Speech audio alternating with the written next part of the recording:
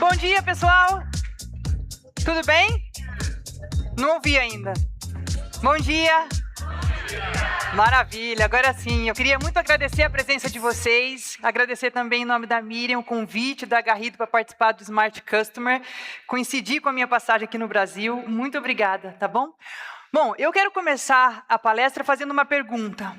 Quem aqui sabe qual é o meio de transporte mais seguro do mundo? Hã? Opa! Eu sei que talvez essa imagem levou vocês a falar o avião, mas de fato não é o avião. O avião é o segundo meio de transporte mais seguro do mundo. E alguém cantou a bola aí no fundo que o primeiro é o elevador. Bom, a outra pergunta que eu quero fazer agora é: quem já voou de avião? Boa! Vocês já pararam para imaginar quantas vezes vocês entraram num tubo metálico, subiram centenas de mil pés, milhares, sem conhecer o piloto? Neste momento, milhões de pessoas estão fazendo a mesma coisa pelo mundo, entrando nesse tubo metálico sem nem imaginar quem é o piloto. E isso traz, no mínimo, uma confiança no que está acontecendo dentro da aeronave e com o piloto. Concordam? Isso vai remeter muito ao painel anterior que nós tivemos aqui, né? Que a Neiva trouxe a questão de segurança. E esse também vai ser um tema da minha palestra, a caixa preta da segurança. E como isso impacta a cultura, não só em ambientes regulados, mas no meu contexto aqui, vai ser em ambientes regulados, no caso, no nosso exemplo, a aviação civil. Falando em caixa preta, quem sabe o que é uma caixa preta? A gente costuma ouvir a caixa preta numa situação muito atípica, né? Quando acontece um acidente aeronáutico. Então, quando as informações começam a aparecer, as pessoas perguntam: esse avião tinha caixa preta? Já encontraram a caixa preta? Será que vai ser possível acessar o conteúdo dessa caixa preta? Mas de preta ela não tem nada, né? Na verdade, ela é uma caixa laranja. Já partimos desse princípio. E a caixa preta, ela nada mais é ou nada mais composta por dois gravadores. Então, dentro da caixa preta, a gente tem o primeiro, que é o gravador de dados do voo. Então, durante todo o voo, ela está coletando ali o que está acontecendo com a aeronave. E o outro gravador é o gravador de voz, que ela está registrando o que está acontecendo na conversa na cabine, entre os pilotos e com a torre de controle. Talvez você pergunte agora para mim: Dani, o que caixa preta tem a ver com cultura? E é isso que eu quero fazer essa reflexão com vocês nesta manhã. Quando a gente pensa em caixa preta, ela registra o que aconteceu e a sequência daqueles acontecimentos. Quando a gente pensa em cultura, cultura é o contexto invisível que influencia comportamentos e decisões visíveis, ok? E quando eu trago isso para a esfera técnica, para a dimensão técnica, e eu olho aquele gravador de dados, eu estou olhando ali na caixa preta se a altitude está ok, se a velocidade está ok, se o painel de controle está ok. E quando eu trago essa reflexão para a cultura, a dimensão técnica está onde? Está nos nossos processos, nos nossos procedimentos, no nosso painel de indicadores. E a mesma analogia a gente faz quando olha para a dimensão comportamental, que é o meu gravador de voz lá na caixa preta. O que está sendo ouvido, o que está sendo percebido, qual é a reação que aquelas pessoas estão tendo dentro daquele contexto. E quando eu trago isso para a cultura, é exatamente a forma como os nossos colaboradores, as pessoas, interpretam a dimensão técnica. Os meus procedimentos, os meus processos, o organograma e assim por diante. Percebe? E isso nos faz um gancho para a gente pensar nos 3 P's da cultura. Quem já ouviu falar nos 3 P's da cultura? Muito bom. O primeiro deles é a permissão. Toda cultura começa naquilo que a empresa acredita, mas ela só se revela naquilo que a empresa tolera. Por isso a permissão é o que eu posso e o que eu não posso fazer. E isso precisa estar completamente claro quando a gente está falando de cultura. E isso inclui cultura centrada no cliente. O outro P é prioridade. Quais são as prioridades daquela empresa? o que eles valorizam, o que eles não dão tanta atenção, o que eles rejeitam. E a liderança tem um papel essencial quando a gente fala de prioridade.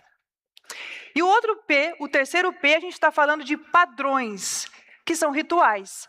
E é exatamente nesse momento que a cultura ganha corpo. Ok? E quando a gente fala de padrões e rituais, isso vale tanto para a nossa vida pessoal, como a vida das empresas. E quando eu abordo essa questão de padrões, eu gosto muito de trazer uma reflexão dessa frase. Você não se torna quem você quer ser. Então, a empresa não se torna quem ela quer ser. Ela se torna aquilo que ela repete. Então, quando eu olho essa bailarina, ela sabe que ela quer se tornar essa bailarina. Mas, para isso, ela não pode abrir mão desse ritual, dessa disciplina e desse padrão de treinamento. E isso tem tudo a ver com a cultura nas empresas e a cultura centrada no cliente. Tá bom, o centro da nossa apresentação aqui, a gente está falando de ambientes regulados, ambientes complexos. Óbvio que além da aviação, a gente tem outros mercados que têm a mesma rigidez, vamos dizer assim, ou até maiores que a aviação. Mas o que difere a cultura num ambiente regulado para um não regulado? Vários, mas eu vou trazer para a nossa apresentação apenas 3. E vocês vão ver que existe sim uma diferença, mas também existem algumas sinergias. E a primeira que eu quero trazer é o alto custo do erro. Quando eu estou falando de um ambiente regulado, nós temos que vamos entender o que acontece antes de testar. Você não pode sair na aviação, por exemplo, vamos testar. Se der ruim, né, você não vai ter uma segunda chance, você não vai ter, às vezes, condições de reverter aquilo. Quando eu olho agora para o ambiente não regulado, principalmente startups, a gente testa, a gente erra, a gente corrige, a gente testa, a gente erra, a gente corrige, e isso numa velocidade muito maior do que a gente consegue fazer numa indústria regulada. Concordam? O segundo ponto que eu quero trazer é: o silêncio é mais perigoso que o erro. No ambiente regulado, esconder o erro é o maior problema. Enquanto no ambiente não regulado, um erro é o problema a resolver. E aqui eu trago uma frase que talvez você já tenha ouvido aí durante a jornada de vocês, é que um avião não cai por causa de um único erro. Ele cai por causa de uma sequência de erros. Por isso que o avião ele é tão seguro, porque ele é redundante. Ele tem várias redundâncias que traz essa previsibilidade do avião. Então, quando eu oculto um erro, por menor que ele seja, ele pode escalar. E aí eu não tenho mais o controle, é onde os problemas acontecem. No caso da aviação, acontecem os acidentes. E o terceiro que eu gostaria de contribuir aqui com vocês é: a confiança é construída na previsibilidade. As empresas complexas, e em outras empresas também, a confiança você não conquista na ausência do erro. Você conquista na capacidade que a empresa tem de evitar que erros simples se tornem falhas sistêmicas, que é onde você já perde o controle e dificilmente você vai evitar aquele acidente. Quando eu falo em ambiente não regulado, você tem mais flexibilidade. Você consegue pensar fora da caixinha, você consegue usar mais a criatividade para isso.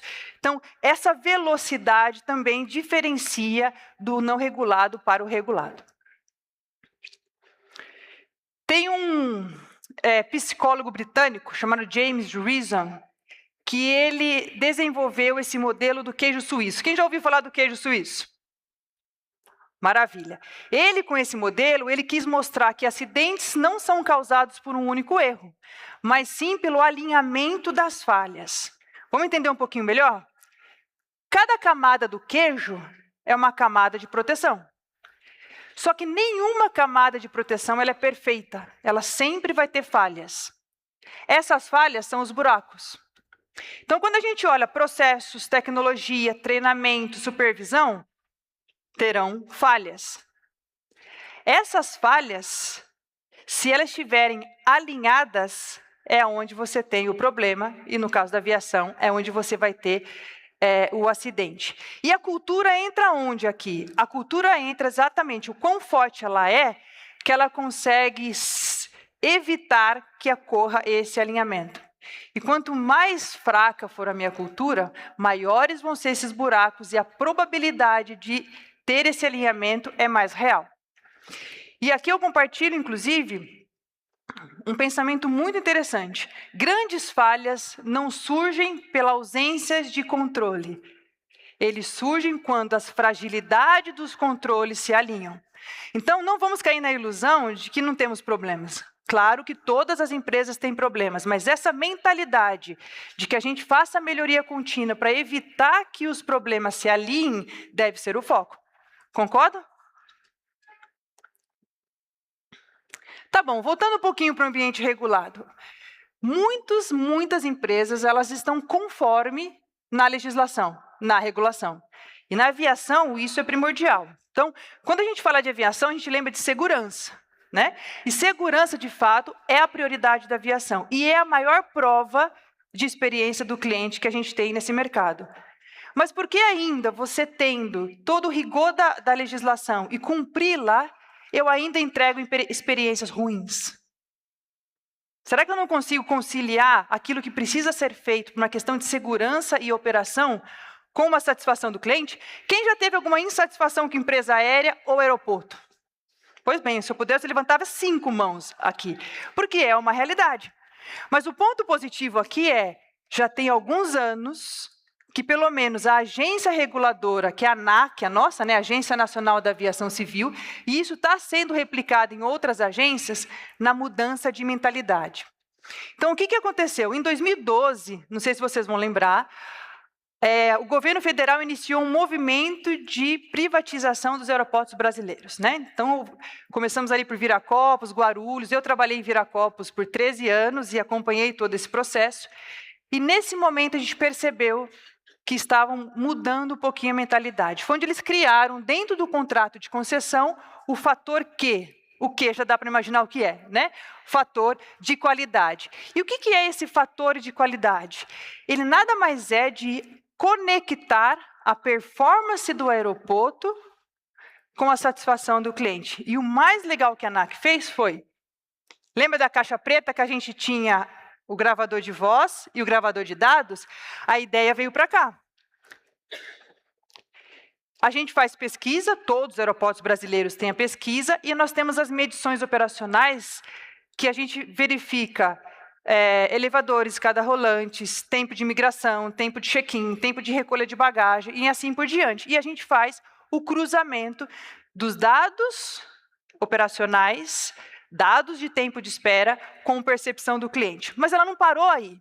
O que ela fez? Ela criou a meta, ela criou o nível de serviço que era exigido para os aeroportos. Ela colocou qual seria a meta, qual seria o padrão mínimo aceito e qual seria o valor inferior que era inadmissível que os aeroportos prestassem aos seus passageiros. E facilitou a vida dos passageiros, porque ela já trouxe uma forma de a gente calcular o ROI. Todo mundo fala de ROI, temos que mostrar o ROI. A ANAC trouxe a forma de calcular o ROI. Então, quando você compra o seu bilhete aéreo, você paga a passagem aérea e você paga a taxa de embarque, ok? Essa taxa de embarque é revertida para o aeroporto. Se o aeroporto tiver um desempenho positivo no fator Q, ou seja, ele bater a meta, o aeroporto faz um bônus na tarifa de até 2%. Todavia, se o desempenho do aeroporto, segundo a percepção do cliente, não for positiva, ele tem que fazer um decréscimo nessa tarifa de até menos 7,5%. Então, essa estruturação veio de uma agência reguladora. Então, isso mostra para a gente, de fato, que é possível você manter a segurança com a percepção do cliente. E eu acredito, essa é a minha percepção, que melhorou muito a qualidade dos aeroportos brasileiros depois da concessão. Como nós fizemos em Viracopos? Então, até agora eu trouxe teoria para vocês, mas eu queria mostrar um pouquinho como a gente desenvolveu isso em Viracopos. E o princípio nosso foi, olha, não pode ser rocket science. né? Não pode ser como um astronauta, pisa na Lua, tudo muito complexo, já basta o setor ser complexo. O meu dia a dia precisaria ser mais prático.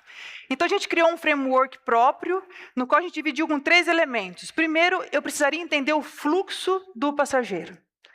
Depois, eu precisaria entender quais eram os critérios de avaliação que eu ia considerar em cada ponto de contato. E depois, a forma como a gente ia apresentar esses resultados. Quando a gente olha, então, o fluxo de um aeroporto, a gente tem mais ou menos essa confusão aqui, né? Os embarques internacionais, domésticos, desembarques internacionais, domésticos e as famosas conexões. Isso é o que a gente tinha dentro de casa. Quando a gente olhou para isso, eu falo, como que eu vou transformar isso numa comunicação que eu consiga falar desde o meu mais simples funcionário até o meu CEO? Foi aí que a gente desenvolveu o framework. E aqui fica uma dica, não tem receita pronta. Né? Olhe para dentro da sua empresa, olhe para dentro do seu departamento e não tente copiar. Esse nosso material ele é replicável em várias indústrias, mas cada um tem que colocar a sua essência dentro dele. Bom, o que a gente fez? Eu vou levar como exemplo aqui o embarque internacional, que ele é o mais completo. Nós identificamos que ele tem 11 pontos de contato.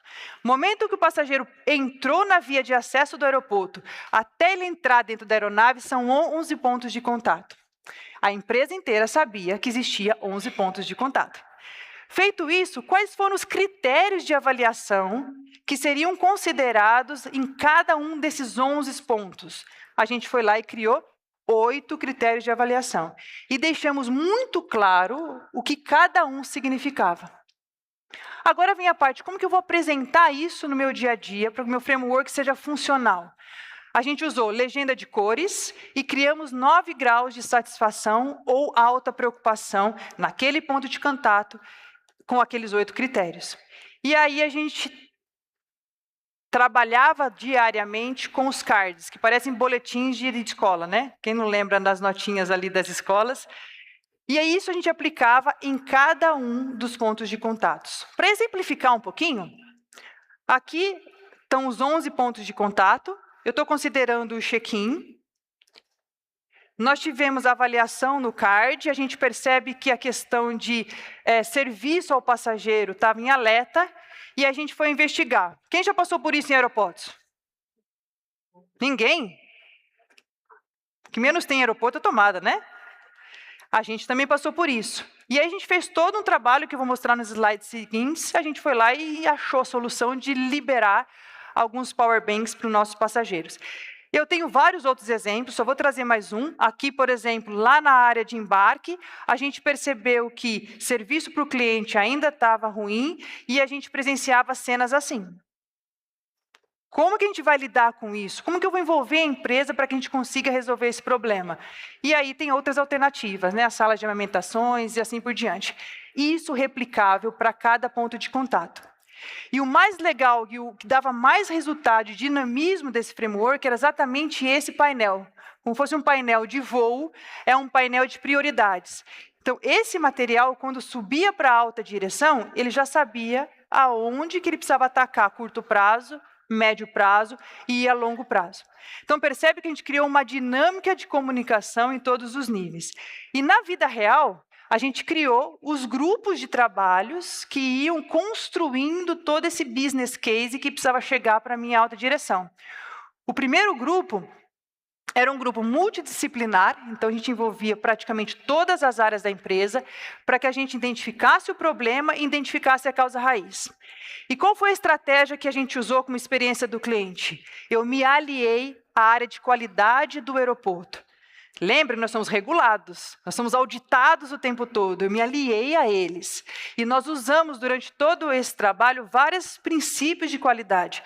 Nesse momento aqui, a gente adotava o fato, causa e ação, que é o FCA, e a gente adotava 5W2Hs para gerar os planos de ação e os 5 porquês, dentre tantos outros que existem na qualidade. Quando fechava o material desse grupo, a gente elevava para um grupo gerencial, que tinha autonomia de fazer a priorização dessas tarefas. E aqui a gente usava a GUT, gravidade, urgência e tendência. E, por fim, esse material subia para o meu C-Level, e ali a gente fazia todo o detalhamento para ter aprovação executiva e alocação de recurso. Então, essa dinâmica funcionou muito bem e trouxe tantos resultados positivos para a companhia. Mas talvez agora você está se perguntando, poxa, Dani, a minha empresa talvez não tenha esse nível de maturidade ainda. Então, eu queria fazer um exercício super simples aqui, que aí na sua cabeça você pode responder qual é o nível de maturidade da sua empresa, tá bom? Então, primeiro, quando a gente fala de experiência do cliente, quando ninguém lembra do cliente, CX ainda é? Então, a gente vê o pessoal falando de experiência do cliente, mas na hora H, naquele movimento dos vídeos que eu mostrei, ninguém fala do cliente. Quando a área de CX é a única que lembra do cliente, CX ainda é um departamento. Quando algumas áreas começam a lembrar do cliente, CX começa a ter uma influência. E a gente só vai falar que começou a virar uma cultura quando várias áreas usam essa abordagem. Então, percebe que existe uma conexão e uma construção necessária que precisa ser feita, seja em ambiente regulado ou não. Meu prazo já está acabando aqui, então já vou para o meu último slide para a gente fazer um fechamento dessa apresentação. Eu comecei dizendo da caixa preta. Toda empresa tem a sua caixa preta. A diferença que a gente percebe é, muitos utilizam da caixa preta para justificar o passado. E outras empresas usam da caixa preta para evitar que o futuro seja a repetição do passado. E o jeito mais adequado para que a gente evite abrir a caixa preta é a gente investir em cultura. Porque a cultura, ela vai criar essa barreira em volta para evitar que os erros se alinhem, o problema aconteça e você tenha que abrir a caixa preta. Tá? Bom, pessoal, essa rapidinho foi a minha apresentação. Espero que vocês tenham gostado. Obrigada. Olha, gente, sem palavras para dizer o que significa essa apresentação da Daniela Fantinatti, né? Maravilhosa. Muito obrigada. Eu estou até emocionada, porque eu assisti uma apresentação dela o ano passado, não foi? Foi. Fiquei encantada com o que ela trouxe de informação, porque a gente vê essas coisas, da forma como ela explica. Vou descer aí. Tão impactante, legal. Tão impactante, é muito bom, porque a gente aprende mais. Obrigada. Então, muito obrigada. A Dani mora no Canadá, então é um privilégio tê-la aqui com a gente. Obrigada. E ela tem um cliente em Angola, então vocês imaginam como essa mulher viaja, de avião. De aeroporto a gente está bem familiarizada, né?